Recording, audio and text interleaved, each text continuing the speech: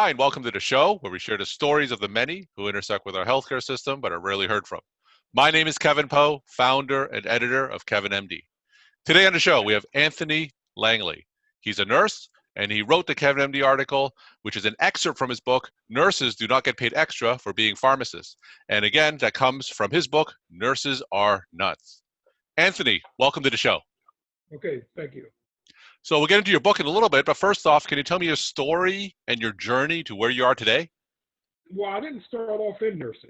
Okay, I used to live in Philadelphia, Pennsylvania, and I had worked in a hospital as a security guard. What had happened at that hospital was that there was a nice male nurse by the name of Rich. And Rich, if you're out there, I'm mentioning your name. A nice male nurse by the name of Rich who would always bring me into the emergency room to just show me specific things that nurses and stuff like that did. It was a trauma hospital.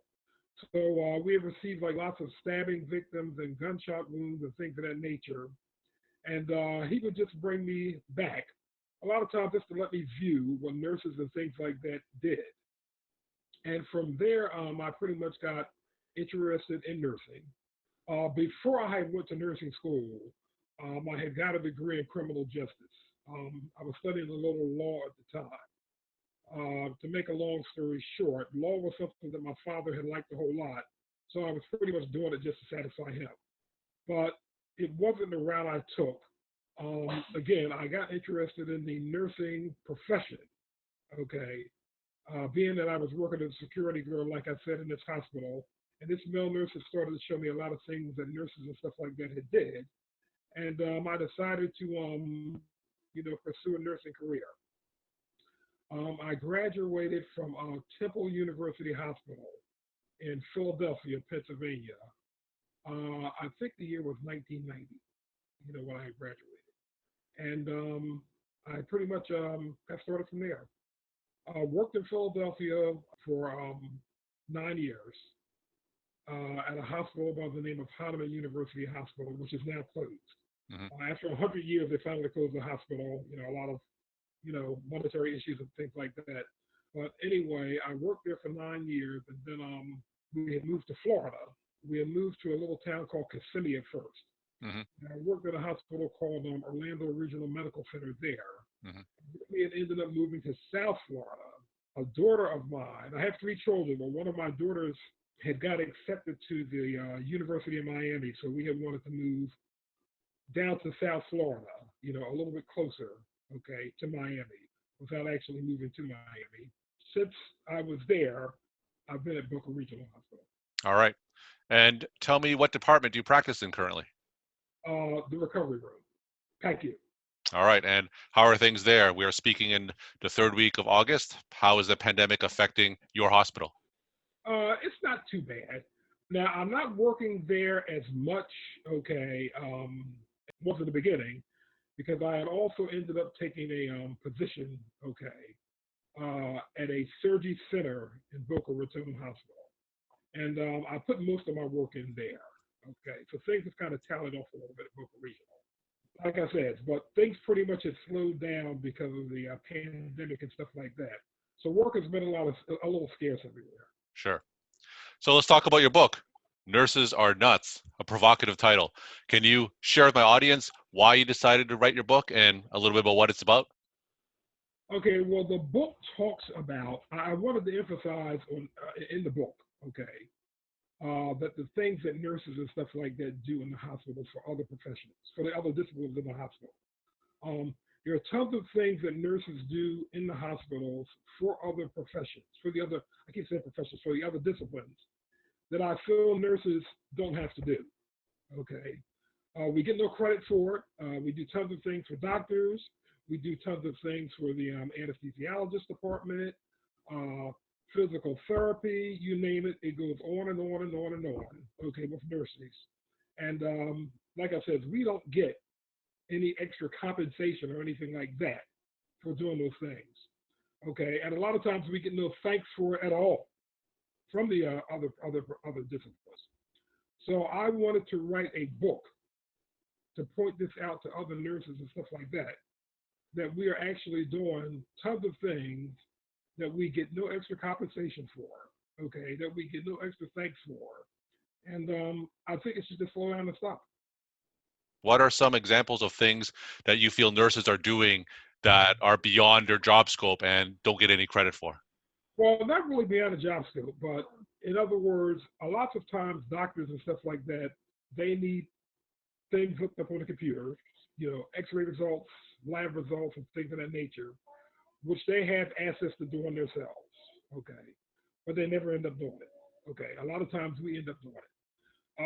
There are times when patients and stuff like that are going home when they have to be taught like crutch walking and things of that nature. That is a physical therapy department job. Okay, there are lots of times when the physical therapists won't make it there in time. There are lots of times when they're on break, this, that, the other. So we end up doing that. Just various things like that. And have nurses spoken up against this? Is there any recourse or anything that the hospital can do to fix this issue? Well, that's my issue. Nurses, we don't speak up. We talk about it amongst ourselves, Kevin. Okay. There's a lot of complaining and stuff like that amongst ourselves that we're doing this, we're doing that. We shouldn't be doing it, but we never bring it to nobody. And why is that? Good question. I'm not sure. I am not sure. I have mentioned it in the past. I said, you know what? Maybe we should talk to somebody about this.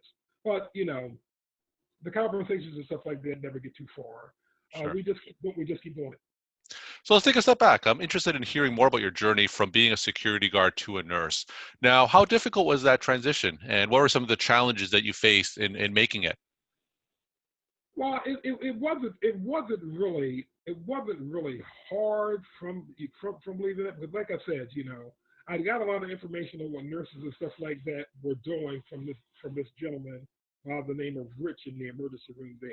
So the only difficult thing, Kevin, was I guess I would say maybe when I got into the nursing field, the nursing courses and stuff like that itself. Just like anything else, there was a lot I had to learn, a lot I had to study, and things of that nature. So that in itself was a challenge, okay, getting to the nursing curriculum, okay. But, once I got into it and got into the nursing profession, things worked out pretty good. We're talking to Anthony Langley. He's a nurse, and he wrote the book, Nurses Are Nuts. Anthony, what's the solution here? So we have a lot of hospital administrators who listen to this podcast. So what kind of suggestions can you offer to them right now? Well, what I would tell them to do more than anything, start to talk to the nurses. Try to talk to the nurses and find out what their concerns and stuff like that are. Try to find out if there's some type of remedy or whatever that could possibly help nurses. I think, like I said, in their everyday job. I'm quite sure that most nurses would agree with me that we do tons and tons and tons of work, Kevin, that we shouldn't be doing. Mm-hmm. We don't have to be doing. That's the way it is, and that's the way it's been since I've been in nursing. Sure. And my final question, Anthony, do you have a take-home message that you want to share with the Kevin MD audience? Basically, I would just tell nurses just to keep fighting, the good fight, keep reporting to work, keep doing what you can do to keep patients happy and safe. If you have concerns or if things aren't going the way they should go, or if you feel that things aren't going the way they should go, is maybe to talk to your managers and stuff like that for starters, because that is how you would go through the chain of command anyway first. You're not going to go to the president of the hospital. You're going to talk to your manager and stuff like that first, and to see if things can be worked out that way. I guess that's where I would start and go from there. And then again, if you're not getting what you want from your particular manager, then maybe try to escalate and move up the chain of command. Sure. Well, thank you so much for sharing your time and insight, Anthony, and thanks again for being on the show. Okay, and thank you for having me, sir.